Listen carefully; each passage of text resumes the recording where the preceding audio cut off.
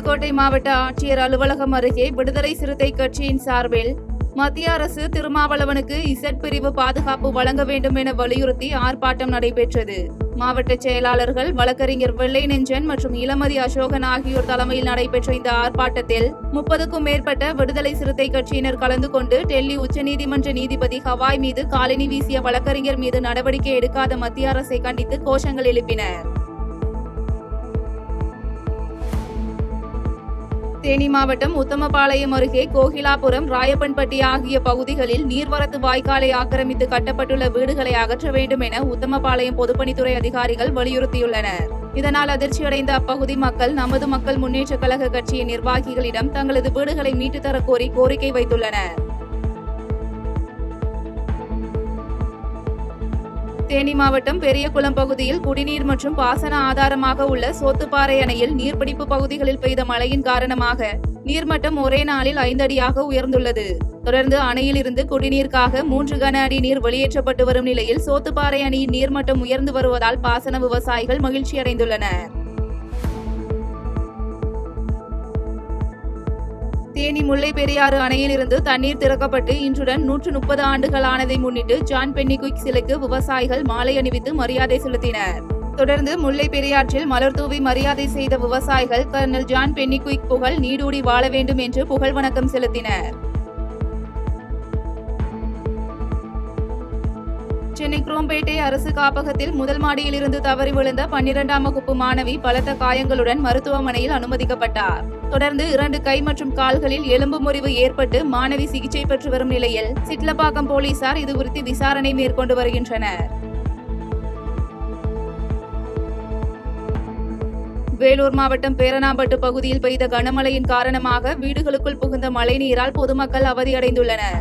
இதனையடுத்து மசூதியில் உள்ள ஒலிபெருக்கியில் பொதுமக்களுக்கு வெள்ள அபாய எச்சரிக்கை விடுத்த நகர்மன்ற துணைத் தலைவர் பொதுமக்கள் பாதுகாப்பாக மசூதிகளில் தங்கிக் கொள்ளும்படி தெரிவித்தார்.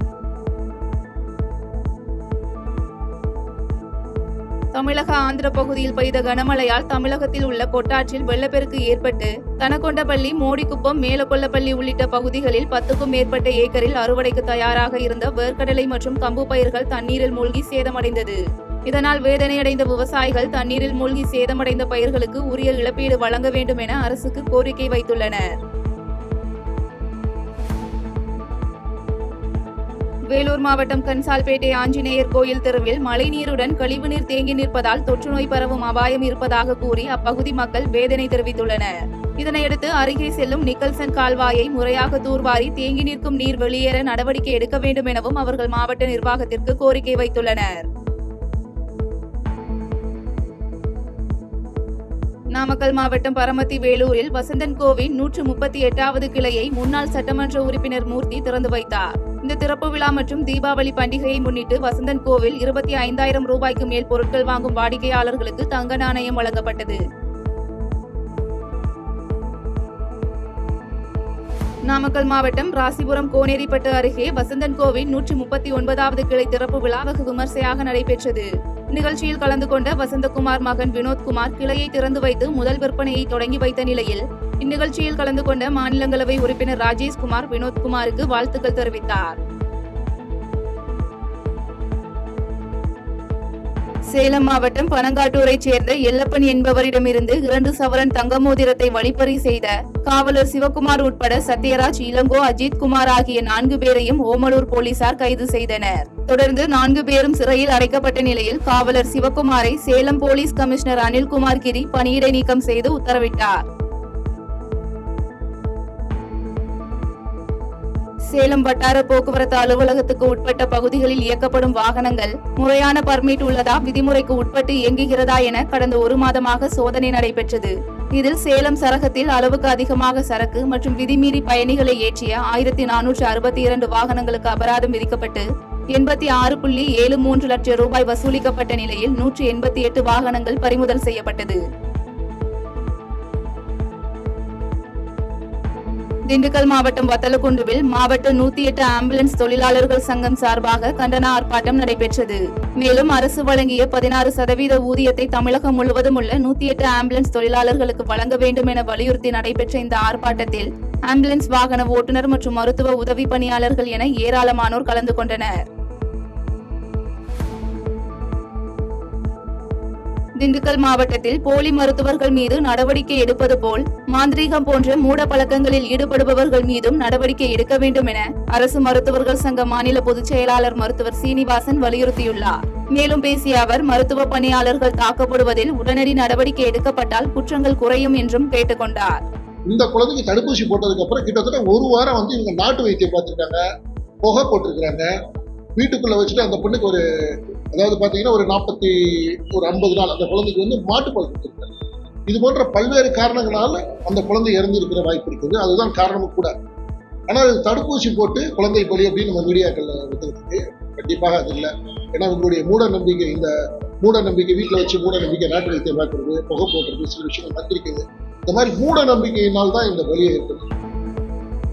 திண்டுக்கல் மாவட்டம் பழனியில் ராம்ராஜ் காட்டன் புதிய ஷோரூமின் 2வது கிளை திறப்பு விழா நடைபெற்றது. இந்த ஷோரூமை பழனி கோயில் அறங்காவலர் குழு தலைவரும் திருப்பூர் ஏற்றுமதியாளர் சங்க தலைவருமான சுப்பிரமணி திறந்து வைத்த நிலையில் முதல் விற்பனையை சித்தநாதன் சன் செந்தில்குமார் துவக்கி வைத்தார். முரசொலி செல்வத்தின் நினைவேந்தல் நிகழ்ச்சியில் பங்கேற்பதற்காக செல்ல கிருஷ்ணகிரி மாவட்டம் ஒசூர் விமான நிலையம் வந்தடைந்த தமிழ்நாடு முதலமைச்சர் மு.க.ஸ்டாலினுக்கு திமுக தொண்டர்கள் சார்பில் வரவேற்பு அளிக்கப்பட்டது. தமிழ்நாடு முதலமைச்சர் வருகையை முன்னிட்டு பலத்த பாதுகாப்பு ஏற்பாடு செய்யப்பட்டிருந்த நிலையில் முதலமைச்சர் மு.க.ஸ்டாலின் கார் மூலம் பெங்களூரு புறப்பட்டு சென்றார். தென்காசி நகராட்சியில் புதிதாக கட்டப்பட்ட சந்தை கட்டடத்தில் 77 கடைகள் உள்ள நிலையில் கடைகளுக்கான பொது ஏலம் நடைபெறும் என்ற அறிவிப்பை கண்டித்து வியாபாரிகள் காலவரையற்ற கடையடைப்பு போராட்டத்தில் ஈடுபட்டனர். இந்நிலையில் காய்கறி கொள்முதலுக்காக வந்த விவசாயிகள் கடையடைப்பு போராட்டம் காரணமாக அதிருப்தி அடைந்த நிலையில் காய்கறிகளை சாலையில் கொட்டியதால் பரபரப்பு ஏற்பட்டது. விருதுநகரில் முதலமைச்சர் மு.க.ஸ்டாலின் குறித்து முகநூலில் அவதூறாக பதிவிட்ட பாஜக நிர்வாகி கோபி என்பவர் மீது நடவடிக்கை எடுக்குமாறு திமுக மாவட்ட இளைஞரணி அமைப்பாளர் கார்த்திகேயன் சூளக்கரை காவல் நிலையத்தில் புகார் அளித்தார். இந்த புகாரின் அடிப்படையில் பாஜக தெற்கு ஒன்றிய செயலாளர் கோபி மீது வழக்கு பதிவு செய்த போலீசார் விசாரணை மேற்கொண்டு வருகின்றனர். வேலூர் மாநகராட்சியில் 8 வருடங்களுக்கு முன்பு கட்டப்பட்டு பயன்பாட்டுக்கு வராமல் இருந்த மாநகராட்சி பல மார்க்கெட் மேடை கடைகள் 37.50 லட்சம் ரூபாய் மதிப்பீட்டில் புனரமைக்கப்பட்டு தற்போது திறந்து வைக்கப்பட்டது. இதில் வேலூர் சட்டமன்ற உறுப்பினர் கார்த்திகேயன் மற்றும் மாநகராட்சி மேயர் சுஜாதா கலந்து கொண்டு இந்த மாநகராட்சி பல மார்க்கெட் மேடை கடைகளை திறந்து வைத்தனர். தென்காசி மாவட்டம் கோவில்பட்டி நாலட்டின்புத்தூர் பகுதியைச் சேர்ந்த தங்கராஜ் என்பவரிடமிருந்து கூட்டுப்பட்டாவை தனிப்பட்டாவாக மாற்ற 15,000 ரூபாய் லஞ்சம் வாங்கிய கிராம நிர்வாக அலுவலர் ராஜ்குமார் ஊழல் தடுப்பு காவல்துறையினரால் கைது செய்யப்பட்டார். இதனையடுத்து ராஜ்குமாரிடம் விசாரணை மேற்கொண்ட ஊழல் தடுப்பு கண்காணிப்பு பிரிவினர் பின்னர் தென்காசி ஊழல் தடுப்பு கண்காணிப்பு பிரிவு அலுவலகத்திற்கு அனுப்பி வைத்தனர். திருவள்ளூர் மாவட்டம் சென்னை திருப்பதி தேசிய நெடுஞ்சாலையில் பிரபல ரவுடிக்கு எதிராக ஆஜரான வழக்கறிஞருக்கு கொலை மிரட்டல் விடுக்கப்பட்டதை கண்டித்து வழக்கறிஞர் சங்கம் சார்பில் சாலை மறியல் போராட்டம் நடைபெற்றது. மேலும் இதுகுறித்து நடவடிக்கை எடுக்கும் வரை நீதிமன்ற புறக்கணிப்பு போராட்டத்தில் ஈடுபட போவதாகவும் வழக்கறிஞர் சங்கம் சார்பில் எச்சரிக்கை விடுக்கப்பட்டுள்ளது. புதுவை மத்திய பல்கலைக்கழகத்தில் மாணவிகளுக்கு பேராசிரியர்கள் பாலியல் தொல்லை அளித்து வரும் சம்பவம் தொடர்ந்து நடைபெற்று வருவதாக குற்றம் சாட்டி பல்கலைக்கழக வளாகத்தில் 100க்கும் மேற்பட்ட மாணவர்கள் போராட்டத்தில் ஈடுபட்டனர்.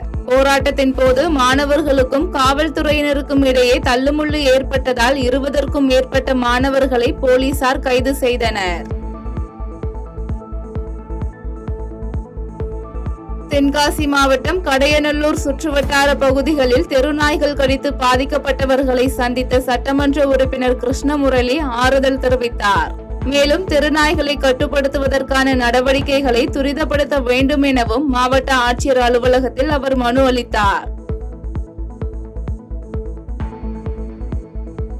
திருப்பூர் மாவட்டம் தாராபுரத்தில் வியாபாரி சாலையில் தவறவிட்ட 50,000 ரூபாயை பள்ளி மாணவிகள் போலீசில் ஒப்படைத்த சம்பவம் பாராட்டை பெற்றுள்ளது. தாசநாயக்கன்பட்டியைச் சேர்ந்த தங்கவேல் என்பவர் சாலையில் தவறவிட்ட பணத்தை பள்ளி முடித்துவிட்டு வீடு திரும்பிய மாணவிகள் கண்டறிந்து ஒப்படைத்த நிலையில் அவர்களை பாராட்டி காவல்துறையினர் நினைவு பரிசுகளை வழங்கினர். கோடநாடு கொலை கொள்ளை வழக்கு தொடர்பான விசாரணையை நவம்பர் 14ஆம் தேதிக்கு ஒத்திவைத்து உதகை குடும்ப நல நீதிமன்ற நீதிபதி லிங்கம் உத்தரவிட்டார். கோடநாடு எஸ்டேட்டில் ஆய்வு மேற்கொள்ள வேண்டும் என எதிர்த்தரப்பினர் விடுத்த கோரிக்கையை நிராகரித்த நீதிபதி விசாரணையை ஒத்திவைத்ததாக அரசு தரப்பு வழக்கறிஞர் ஷாஜஹான் தெரிவித்துள்ளார். கிருஷ்ணகிரி மாவட்டம் ஒசூர் கெலவரப்பள்ளி நீர்த்தேக்க அணைக்கு நீர்வரத்து அதிகரித்துள்ளதால் தென்பெண்ணை ஆற்றங்கரையோர கிராம மக்களுக்கு வெள்ள அபாய எச்சரிக்கை விடுக்கப்பட்டுள்ளது. ஆற்றங்கரையோர மக்கள் பாதுகாப்பாக இருக்க வேண்டும் எனவும் ஆற்றை கடக்கவோ நீரில் இறங்கவோ வேண்டாம் எனவும் மாவட்ட ஆட்சியர் தினேஷ்குமார் அறிவுறுத்தியுள்ளார். சிவகங்கை மாவட்டம் காரைக்குடி மாநகராட்சிக்கு உட்பட்ட ராஜாஜி பழைய பேருந்து நிலையத்தில் புதுப்பிக்கப்பட்ட கடைகளை இதற்கு முன்னால் கடைகள் வைத்திருந்தவர்களுக்கு ஒதுக்க வேண்டும் என வைக்கப்பட்ட கோரிக்கை நிறைவேற்றப்படாததால் திமுக நிர்வாகி திடீரென தீக்குளிக்க முயன்றதால் பரபரப்பான சூழல் நிலவியது. இதையடுத்து அங்கிருந்த நிர்வாகிகள் அவரை தடுத்து நிறுத்திய நிலையில் இதுகுறித்து விசாரணை மேற்கொள்வதாக உறுதியளித்தனர். விழுப்புரம் மாவட்டம் அரங்கண்டநல்லூர் அடுத்த வீரபாண்டி கிராமத்தில் வீட்டு வாசலில் நிறுத்தி வைக்கப்பட்டிருந்த இருசக்கர வாகனத்தை திருடிய 2 பேரை போலீசார் கைது செய்தனர். குற்றவாளிகள் திருவண்ணாமலையில் பதுங்கியிருப்பதை கண்டறிந்த போலீசார் அவர்களை கைது செய்ததோடு அவர்களிடமிருந்த இருசக்கர வாகனத்தையும் பறிமுதல் செய்தனர். விழுப்புரம் மாவட்டம் திருவண்ணைநல்லூர் அரசு பெண்கள் மேல்நிலைப் பள்ளியில் சர்வதேச பெண் குழந்தைகள் தினத்தை முன்னிட்டு விழிப்புணர்வு நிகழ்ச்சி நடைபெற்றது. நிகழ்ச்சியில் கலந்து கொண்டு பேசிய மாவட்ட குழந்தைகள் பாதுகாப்பு ஆலோசகர் முருகன், பெண் குழந்தைகளுக்கு பாலியல் ரீதியாக ஏற்படும் குற்ற நடவடிக்கைகளை தடுப்பது குறித்து விழிப்புணர்வு ஏற்படுத்தினார். செய்திகளை உடனுக்குடன் தெரிந்து கொள்ள கீழ்கண்ட கேபிள் மற்றும் டிடிஎச் நெட்வொர்க்குகளில் எம்நாடு செய்தி தொலைக்காட்சியை காணுங்கள். பாதகம் செய்பவரை கண்டால் நாம் பயம் கொள்ளலாகாது பாப்பா. மோதி மிதித்துவிடு பாப்பா, அவர் முகத்தில் உமிழ்ந்து விடு பாப்பா. அண்மை செய்திகளை உடனுக்குடன் தெரிந்து கொள்ள இணைந்திருங்கள் எம்நாடு தொலைக்காட்சியுடன்.